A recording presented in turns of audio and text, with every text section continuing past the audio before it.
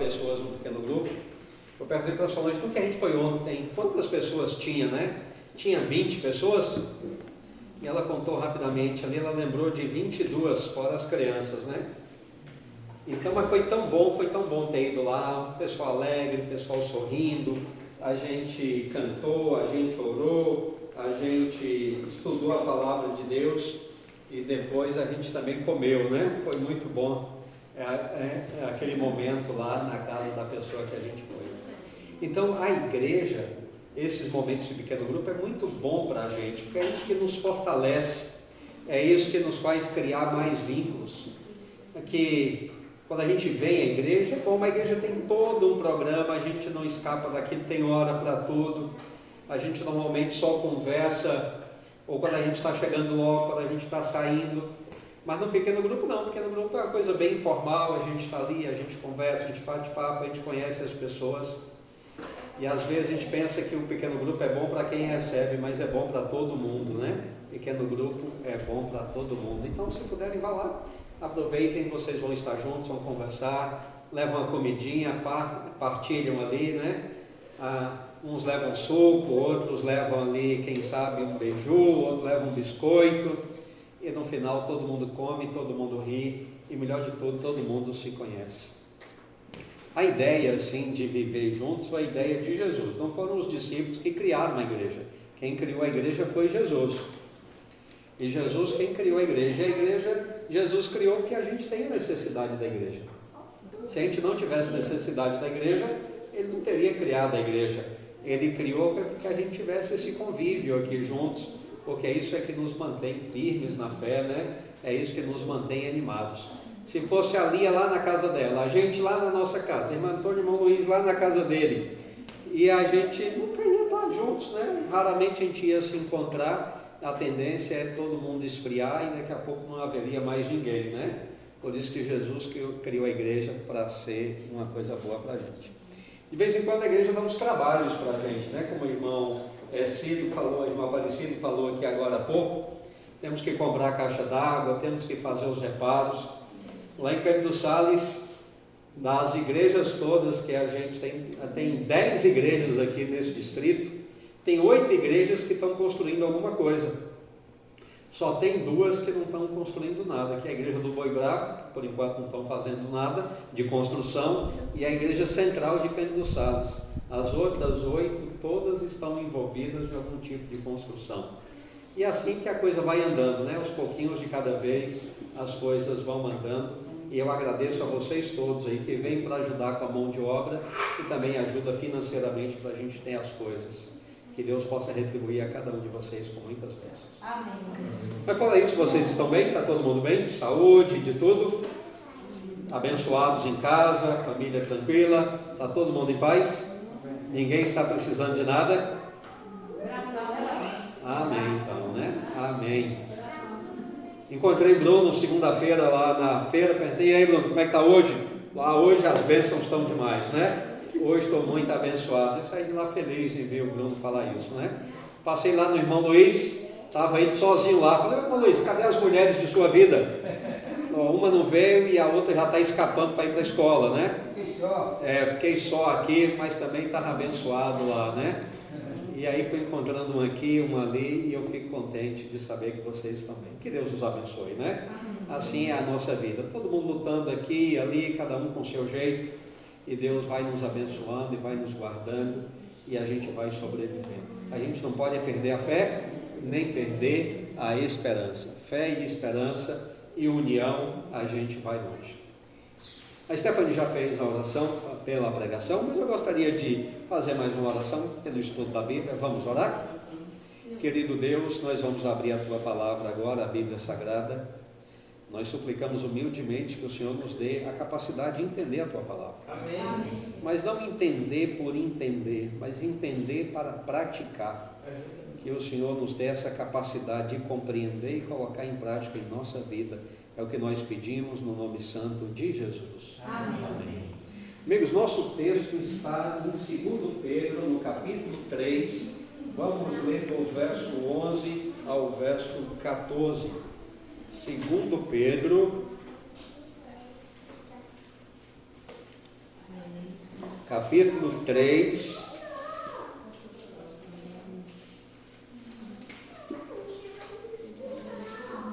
versos 11 ao 14.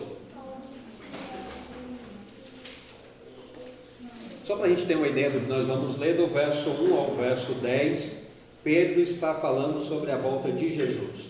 Ele fala sobre os críticos. Havia pessoas criticando, dizendo assim: por que Jesus não voltou logo? Vocês não ficam pregando aí que ele vai voltar? Já tem uns 20 anos que vocês estão pregando e nem sinal da vinda dele. Aliás, não tem sinal nenhum. Não há nada que indique que o mundo vai mudar, eles diziam. A gente já está vivo aí há mais de 50, 60, 70 anos e nada mudou. Na época do meu avô o mundo já era assim, desde que os pais morreram. Na época do meu avô o mundo já era assim, na época do meu pai, na minha época, e nada indica que vai mudar, e vocês estão falando que Jesus vai voltar e que tudo vai mudar.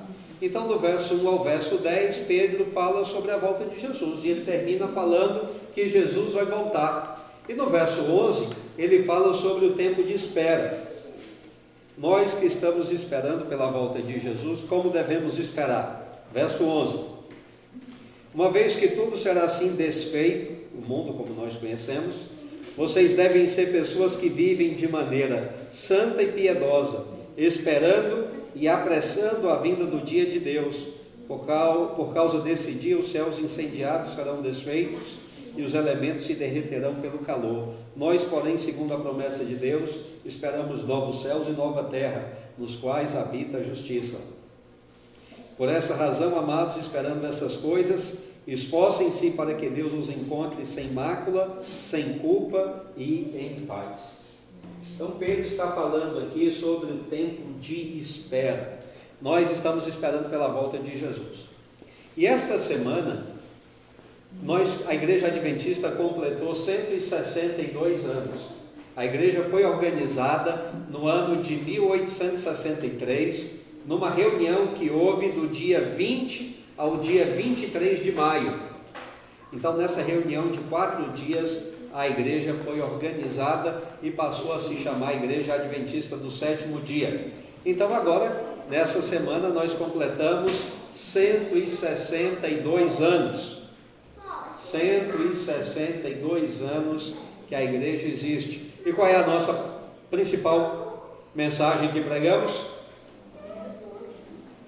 Qual é a nossa principal mensagem? Exatamente, Jesus vai voltar, né? Nós estamos anunciando a volta de Jesus. Se na época de Pedro o pessoal já estava dizendo: 20 anos vocês estão pregando isso, nós já estamos pregando há 162 anos que Jesus vai voltar. Mas Pedro diz: olha, a vinda de Jesus é certa, Deus tem o tempo dele e Jesus vai voltar. Então, se Jesus vai voltar, como devemos viver? Ele diz: em primeiro lugar, devemos viver uma vida santa. O que significa viver uma vida santa? O que a palavra santo quer dizer? Separado, né? O primeiro significado da palavra santo é separado. E separado para uso sagrado. Mas a nossa separação não deve ser uma separação geográfica, né? Não devemos viver nós aqui e os que não são de Cristo viver lá. Deus não nos chama para viver fora do mundo, porque senão como pregaríamos o Evangelho para o mundo? Deus nos pede para viver no mundo. Jesus disse: não peço que os tires do mundo, mas que os guarde do mal. Então a vida santa não é uma vida separada no espaço, é uma vida separada nos valores do mundo. Às vezes as pessoas pregam muito sobre santidade, e a santidade que se prega às vezes é no comer, a alimentação. A pessoa santa tem um determinado tipo de alimentação. A pessoa santa não usa joias, a pessoa santa não pinta as unhas, se é mulher, né? A pessoa santa não faz isso, não faz aquilo. Mas será que santidade de verdade é isso? Será que isso de fato é santidade? Ou santidade tem mais a ver com os nossos valores internos, que termina, claro que a gente não vai praticar o que é errado, Mas isso não é uma coisa que a gente faz de fora para dentro, mas é uma coisa que é natural de dentro para fora. Às vezes nós nos preocupamos tanto com a alimentação e esquecemos que há pecados piores do que esse. Pelo menos 3 grandes pecados que é a raiz de todos os outros. O primeiro lugar é o egoísmo. Às vezes nós pregamos tanto uma vida de santidade, focamos no que fazemos, no que não fazemos, mas às vezes a pessoa é tão egoísta, é uma má esposa, é um mau marido, é uma má mãe, né? É um pai ruim, é uma pessoa que é difícil de conviver com ele, é uma pessoa que não tem nem um bom testemunho, nem dos dentro da casa, nem dos de fora da casa. Mas se você vai olhar essas pessoas, às vezes são os campeões em pregar sobre alimentação, e sobre isso, e sobre aquilo, e sobre aquilo outro, quando na verdade vivem uma vida tão egoísta. O pecado maior, os 3 grandes pecados é o egoísmo, é o orgulho e é a vaidade. Esses são os 3 grandes pecados que Jesus combateu. Irmãos, o que é egoísmo? O que é egoísmo? A gente fala tanto sobre egoísmo, mas o que é egoísmo? Pensar somente em mim, o que eu quero, o que eu desejo. A palavra egoísmo começa com ego, né? Ego é a palavra grega para eu. Eu é ego, né? Quando Jesus diz assim, eu sou, em grego é ego eimi, né? Eu sou. Então eu é ego. Então egoísmo é quando eu estou no centro, né? Tudo tem que vir para mim. Eu sou uma pessoa egoísta. Pessoa egoísta tem dificuldade de ajudar alguém. A pessoa egoísta tem dificuldade de fazer qualquer sacrifício para ajudar uma outra pessoa, porque sempre eu penso em mim. Eu posso até dar alguma coisa para ajudar alguém, mas quando sobra. Depois que eu já atendi todas as minhas necessidades, sobrando um pouquinho, eu posso até partilhar com alguém. Mas normalmente é uma pessoa que está preocupada apenas consigo mesma. E às vezes nós não pregamos contra isso. Às vezes a pessoa pode ser a melhor pessoa do mundo na prática da vida religiosa, mas é uma pessoa incrivelmente focada em si mesma. Então esse tipo de pecado que Jesus veio combatendo. Qual é o que substitui o egoísmo? É o altruísmo. O altruísmo, no lugar de colocar coloca o reino de Deus em primeiro lugar e os valores do reino de Deus. A pessoa altruísta é a pessoa que cuida umas das outras. A pessoa altruísta é a pessoa que é bondosa, partilha o seu tempo, as suas habilidades e até, se necessário for também, o pouco que tem para ajudar os outros. Por exemplo, no livro de João, no capítulo 13,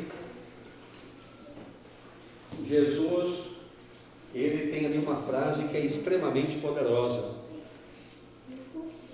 João capítulo 13, Jesus fala que ele tem um novo mandamento, verso 34. Verso 34. João 13, 34. Eu lhes dou um novo mandamento, que vocês amem uns aos outros, assim como os amei, que também vocês amem uns aos outros. Mas no livro de Levítico, tem lá já uma frase que Jesus nos manda amar o próximo como a nós mesmos. Lembra quando lá a pessoa perguntou a Jesus, o mestre da lei, quais são os 2 grandes mandamentos? Jesus diz, o primeiro mandamento da lei é ame a Deus de todo o coração. E o segundo, semelhante a este, é ama o teu próximo, ame o teu próximo como a ti mesmo. E esse mandamento está aí no livro de Levítico. Como Jesus diz que agora ele está dando um novo mandamento, se ele cita o que já estava escrito no livro de Levítico, o que há de novo neste mandamento? O que há de novo neste mandamento é ele dizer, como eu amei vocês.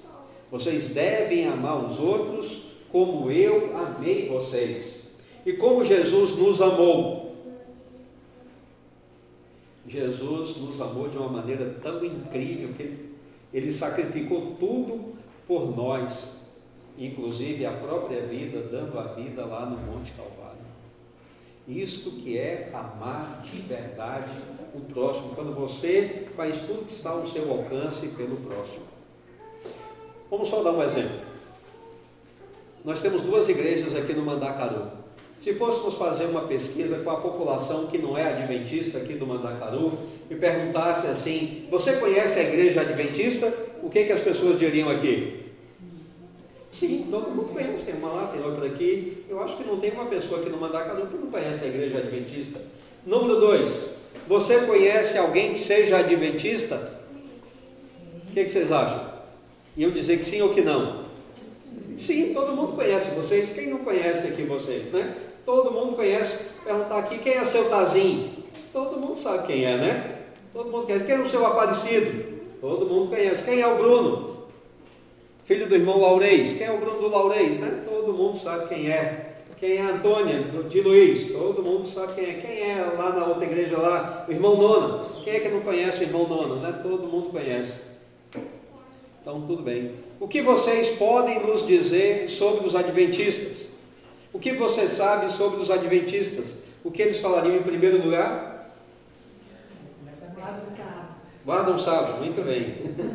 Número 2, não come carne de porco, não toma café, não come determinados alimentos, né? Está relacionado à comida. Número 3, as mulheres não usam joias. as mulheres não vão à festa, os homens, né, eles não vão a bailes, não usam joias. É verdade. É só isso que eles falariam da gente, não é? Quantos falariam assim? O que mais nos impressiona, a primeira coisa que eles falariam é o amor que eles têm uns com os outros. Quantos falariam isso aqui na pesquisa que faríamos? 0,005. Quantos falariam assim, além do amor que eles têm pelos outros, eles têm um amor muito grande por nós todos, né? Quantos falariam isso? Ninguém falaria isso, né? Mas não é só aqui no Mandacaru. Se fizer essa pesquisa na Barra da Lagoa é a mesma coisa. Se fizer lá em Cândido dos Salles é a mesma coisa. Se fizer em Vitória da Conquista é a mesma coisa. Porque nós estamos tão preocupados com uma santidade que não é a verdadeira santidade da Bíblia. A santidade da Bíblia é a gente viver os valores do reino de Deus. E a primeira coisa no reino de Deus é trocar o egoísmo que é natural em todos nós pelo altruísmo que só existe no reino de Deus. E a gente começa a olhar com caridade. Olha o que a irmã Antônia falou: temos uma vizinha aqui que está passando necessidade, está doente, tem uma criança e não tem o que, talvez não tenha o alimento, né? Está pedindo à igreja. Então é hora da gente mostrar o nosso altruísmo, né? Aliás, nós deveríamos ter dado um passo antes desse, não precisa nem ela pedir, a gente já está lá ajudando, né? Nem deveríamos esperar que pedissem, já que todo mundo conhece, sabe da necessidade. Nós deveríamos estar lá fazendo isso. Meus queridos, a Bíblia diz que enquanto esperamos pela volta de Jesus, temos que viver em santidade. E santidade é isso. Santidade não é deixar de comer isto ou comer aquilo.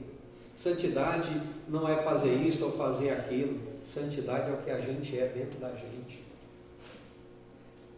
Tem um texto no livro de Atos, no capítulo 2, veja só o momento em que a igreja viveu em santidade e qual foi o resultado disso. Atos, capítulo 2.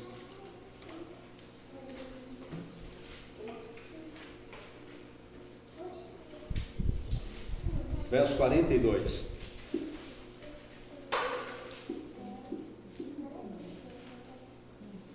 Veja o nível que essa igreja chegou. Atos 2, 42. E perseveravam na doutrina dos apóstolos e na comunhão, no partir do pão e nas orações. Vejam, 3 coisas eles faziam: firmeza na fé, na doutrina dos apóstolos, na comunhão, que é esse nosso convívio aqui no pequeno grupo, quando nós nos reunimos, no partir do pão e nas orações. Em cada alma havia temor, e muitos milagres, né, e sinais eram feitos por meio dos apóstolos. Todos os que criam estavam juntos e tinham tudo em comum, vendiam as suas propriedades e bens, distribuindo o produto entre todos à medida que alguém tinha necessidade. Diariamente perseveravam unânimes no templo, partiam pão de casa em casa e tomavam as suas refeições com alegria e singeleza de coração. Singeleza é simplicidade, né? E agora vem o verso 47. O que o verso 47 diz? Louvando a Deus e contando com o quê? De quem? Contando com a simpatia de todo o povo. Por que eles contavam com a simpatia de todo o povo? Porque eles eram pessoas bondosas, eram pessoas que amavam uns aos outros e a comunidade. Por isso que eles tinham a simpatia de todo mundo gostava deles. Eram pessoas simples e pessoas que atendiam às necessidades uns dos outros. Mas não para por aí, o verso 47 ainda continua, diz que eles contavam com a simpatia de todo o povo, mas diz que, enquanto isso, o que o Senhor fazia? Acrescentava dia a dia o quê? Quem? Os que iam sendo salvos. À medida em que eles amavam uns aos outros, eram altruístas, amavam a comunidade, eles contavam com a simpatia do povo e Deus acrescentava cada dia os que iam sendo salvos. Vocês percebem a nossa luta para salvar alguém hoje? Em qualquer lugar? A dificuldade que a gente tem para trazer alguém para a igreja. E quanto mais a comunidade é menor, é mais difícil ainda. Porque tem um problema sério, não é que a gente não prega, a gente prega, não é porque a gente não ensina, a gente ensina, o problema é que as pessoas não nos conhecem. O problema é que elas nos conhecem, porque nós todos estamos próximos, então elas nos conhecem, e muitas vezes as pessoas sabem que o que a gente ensina com a boca, a gente não vive com a vida. E esta separação entre o que se fala e o que se vive, um impeditivo para a salvação das pessoas. Mas se nós fôssemos uma comunidade que, em primeiro lugar, que todo mundo percebesse o carinho que temos uns com os outros, e depois o carinho que temos pela comunidade, o Senhor ia acrescentando cada dia os que iam sendo salvos. Às vezes, amigos, uma igreja adventista está num bairro, numa cidade grande. Às vezes tem uma igreja adventista grande, bonita lá, num bairro da cidade, né? E às vezes você vai lá olhar, quase ninguém do bairro frequenta a igreja. Às vezes os vizinhos que moram ali na porta da igreja não entram na igreja. Às vezes os vizinhos que moram no fundo da igreja não vão na igreja. Às vezes os vizinhos que estão do lado de lá, do lado de cá, não vão na igreja. Às vezes um ou outro termina indo na igreja, mas a maioria dos que frequentam aquela igreja moram distantes da igreja. Mas se um dia a igreja resolvesse vender ali, falar, nós vamos comprar em outro bairro, vamos sair do bairro aqui e vamos comprar uma propriedade maior, mais bonita ali, e vendessem a igreja, duas coisas iam acontecer. Número um, corre um sério risco de ninguém perceber que a igreja saiu de lá, exceto que os carros não estão mais estacionados na porta deles no sábado. Mas ninguém ia perceber que a igreja saiu de lá. A igreja não faz a menor diferença. A existência ou a não existência da igreja no bairro não faz a menor diferença. E a segunda coisa é que a gente percebe que nós não somos relevantes de forma alguma. O bairro nunca foi abençoado pela presença da igreja lá. Ninguém nunca notou a nossa presença lá, porque nós somos pessoas que vivem uma vida muito parecida com as vidas das outras pessoas. Nós não somos diferentes. O nosso egoísmo é exatamente o egoísmo do mundo.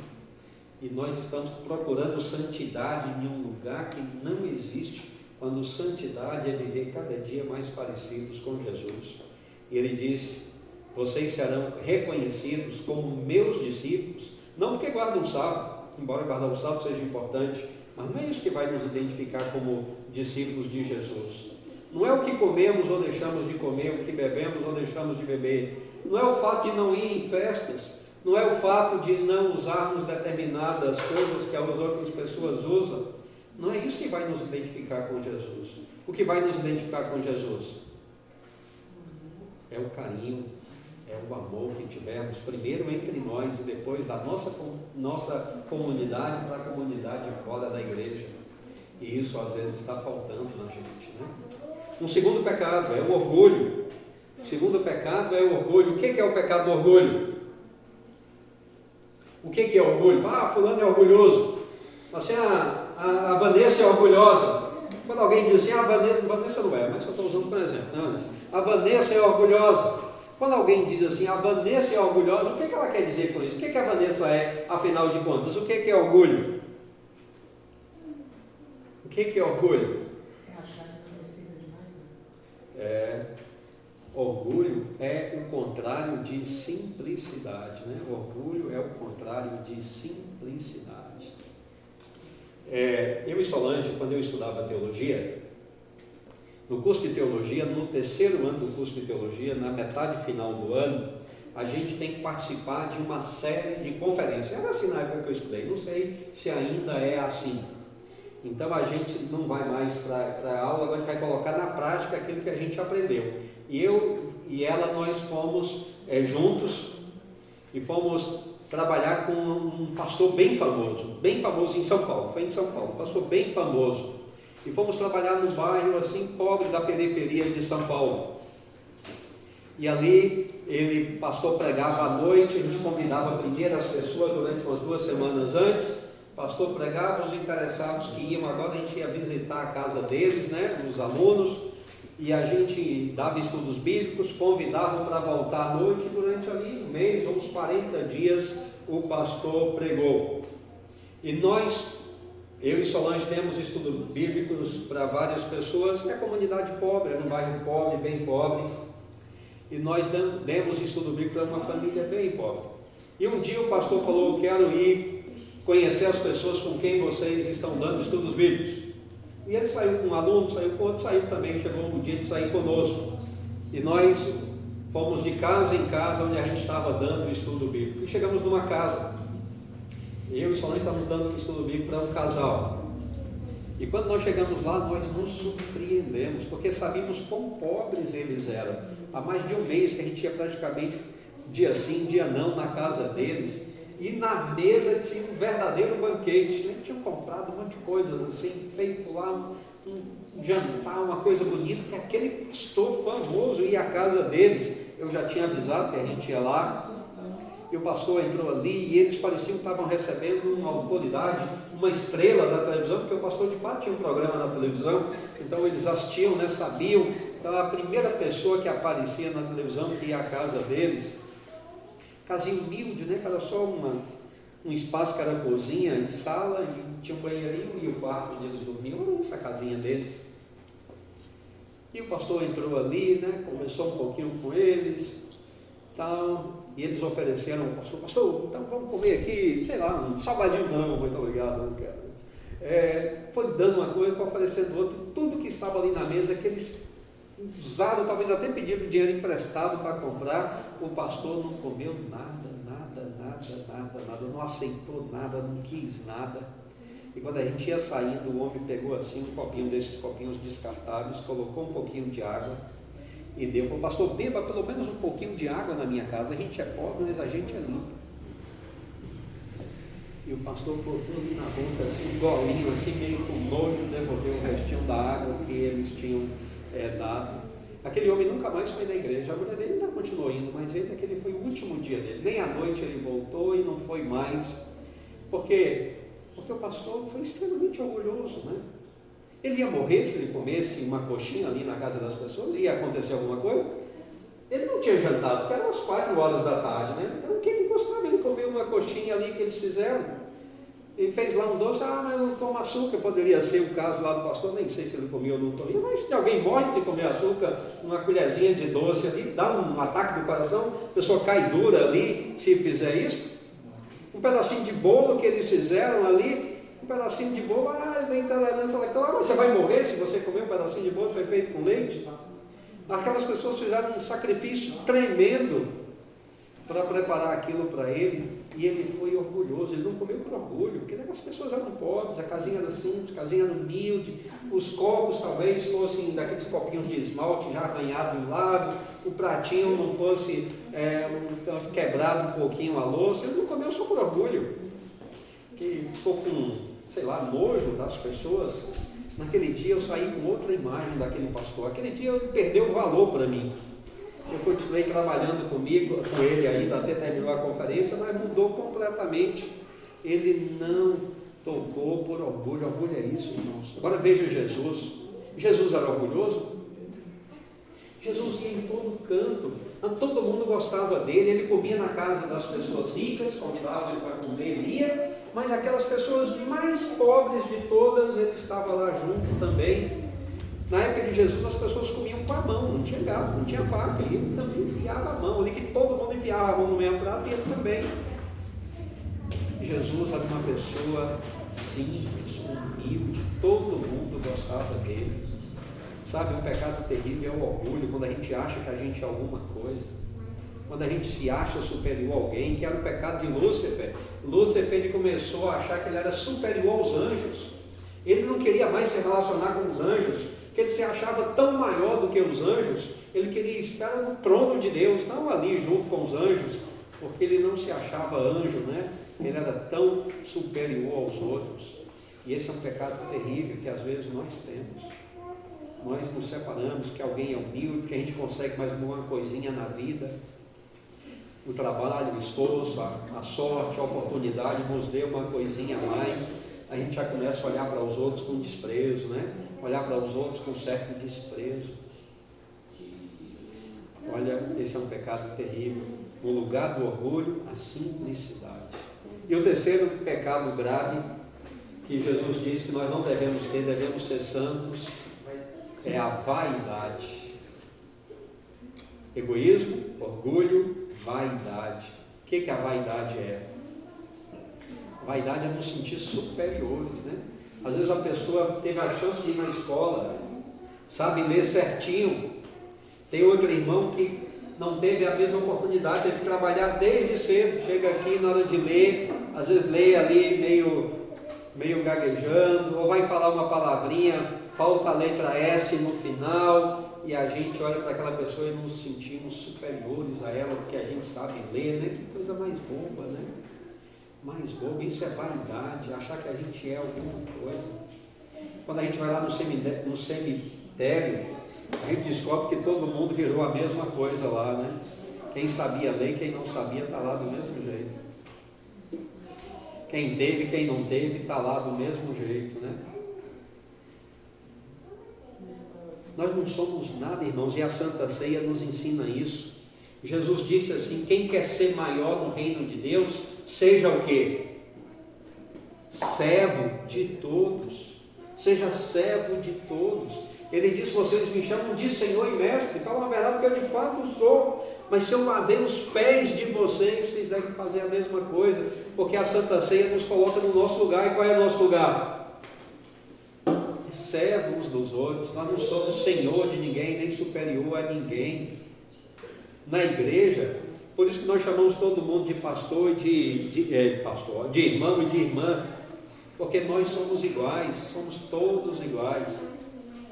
Estava até comentando com Solange, eu fui numa reunião recentemente, e uma esposa de um pastor estudou, fez curso de psicologia, e ela estava lá, e não foi culpa dela, ela não tem nada a ver com a história, foi um outro, foi apresentá-la, que ela ia falar lá umas 2 palavrinhas, fazer uma oração, ia só fazer uma oração no momento lá. Quero convidar aqui a doutora fulana de tal para vir aqui orar. Doutora, não é que é doutora, né? O que ela é doutora? Ela estudou um curso de psicologia, né? O curso nem foi na Universidade Federal, podia ter orgulho, estudei na Federal, ou nem na Estadual. Foi na Anhanguera que ela estudou, né? Não tem nada contra a Anhanguera, mas não pode comparar às vezes a Universidade Federal, né? Foi um curso mais simples e agora chamada de doutora. Isso é vaidade, amigos. Não é doutora coisa nenhuma, né? Nem ela não é superior a ninguém, somos todos iguais. Nós não temos diferença nenhuma entre a gente.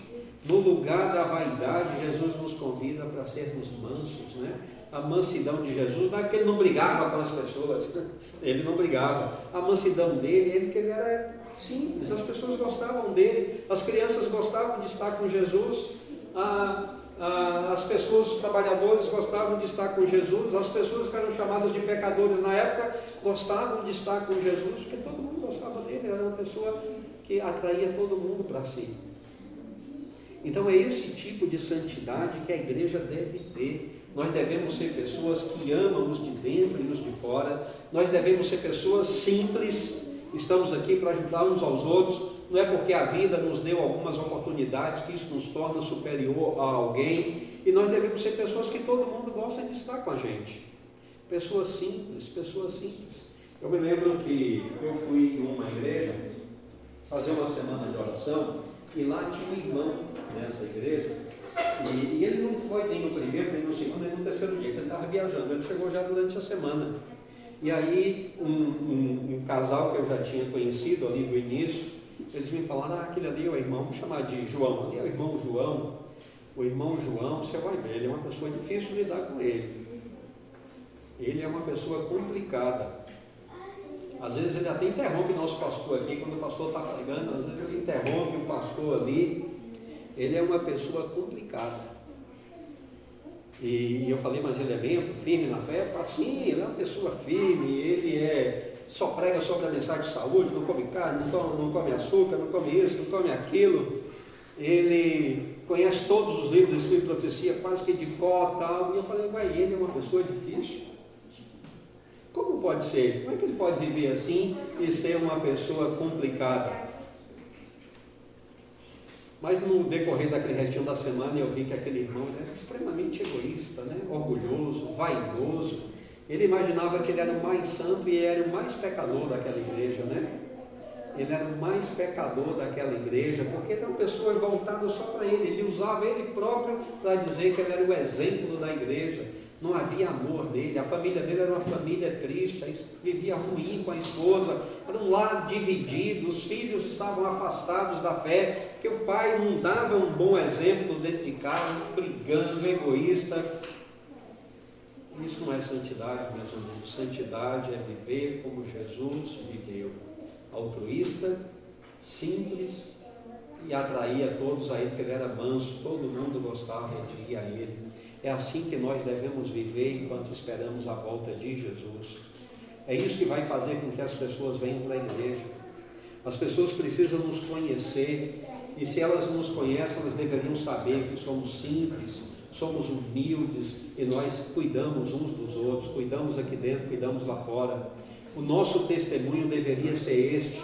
Quando alguém perguntar o que vocês sabem dos adventistas do Mandacaru, as pessoas deveriam dizer que são pessoas simples, né? São pessoas simpáticas, são pessoas alegres, são pessoas que a gente pode contar com eles. E lá dentro da igreja deles, olha que coisa bonita, né? Não tem briga, não tem discussão, eles são pessoas que se cuidam uns dos outros, e nós sempre podemos cuidar dele. E a promessa de Deus é que Ele ia mandando para cá os que iam sendo salvos. Que Deus nos abençoe, que Deus abençoe esta igreja, que Deus abençoe você, abençoe a mim também como pastor desta igreja, eu, Solange, todos nós, nossa família, que esse caráter de Cristo seja reproduzido aqui nesta igreja. Nós não devemos estar preocupados com outras coisas, exceto em nos parecer com Jesus, e Ele vai nos transformando cada dia à semelhança dele, se nós permitirmos. É dessa maneira que nós vamos apressar a volta de Jesus. É dessa forma que as pessoas serão atraídas para o Evangelho, não o Evangelho que só pregamos, mas principalmente o Evangelho que vivemos. Às vezes o que nos falta não é ensinar, é viver o que ensinamos, e nós precisamos pedir a Deus que isso seja uma realidade na nossa vida, para que esta comunidade seja evangelizada e Jesus possa voltar logo. Que o Senhor nos abençoe, que esta seja a nossa realidade, em nome de Jesus. Amém.